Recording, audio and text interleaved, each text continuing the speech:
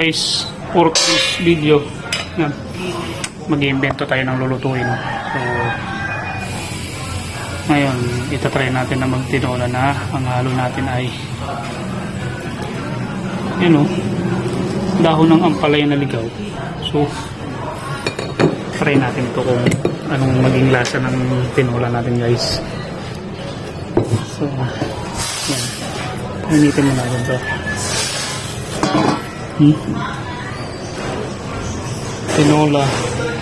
Tinolang manok na ampalaya yung halo na dahon niya.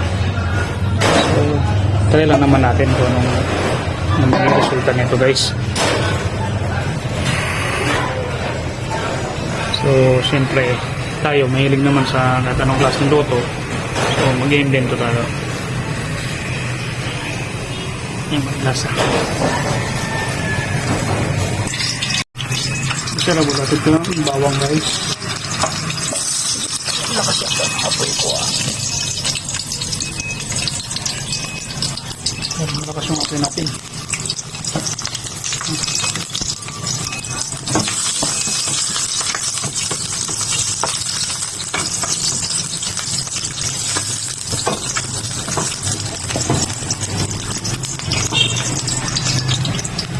Siyempre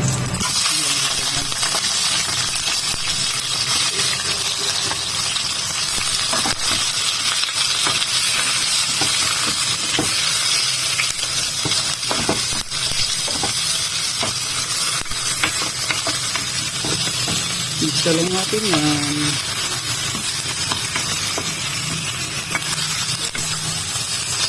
So tulo naman tayo, siguro sobrang dami na ito, mga 3 kain naman natin ito guys.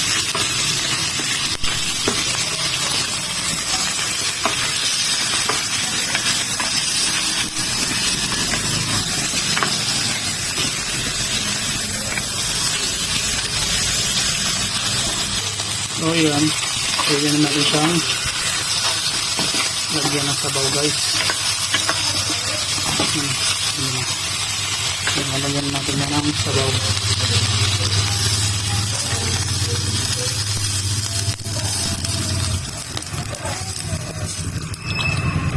Pwede na yan. Lagyan natin itong dahon ng sibuyas tsaka sili. Yan.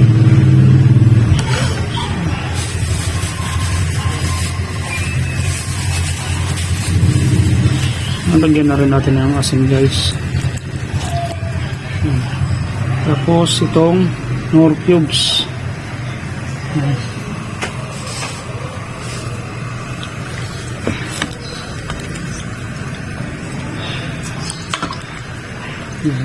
So pakukuloy na natin yan.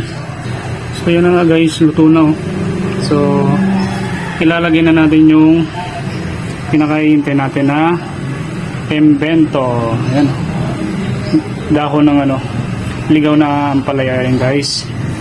So first time nating magtinola ng manok na dahon ng ampalaya na ligaw na ilalagay natin. So ilalagay na natin yan. Siyempre. At siyempre para hindi siya pumait, kailangan wag yung lutong-luto. Diba? So titingnan natin kung ano maging resulta nito.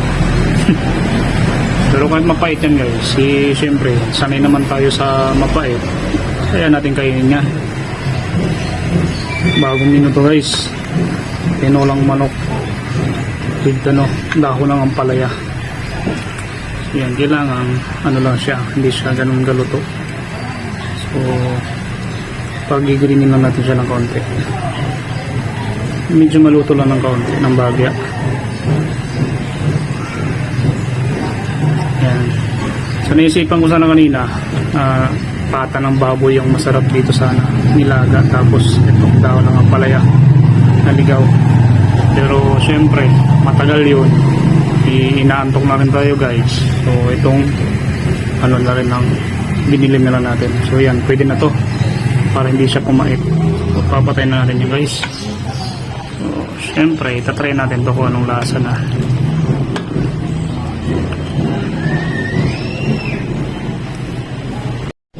Yan na nga.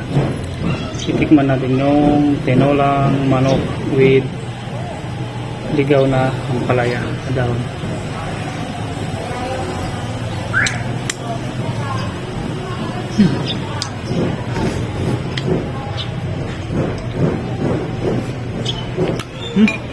Sabi pala guys, kailangan hindi masyadong luto yung dahon ng ampalaya para hindi siya pumait at humalo yung pait sa sabaw ng tinola.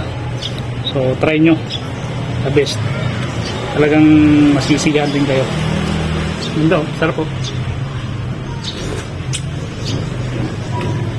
Yung kasi technique nung kailangan pag naghalo kayo ng dahon ng ampalaya, kailangan hindi lutong-luto. Pagkalagay nyo, pag kumulo ng konti, okay na yun. Yun. Tinolang manok with dahon ng ampalaya na ligaw.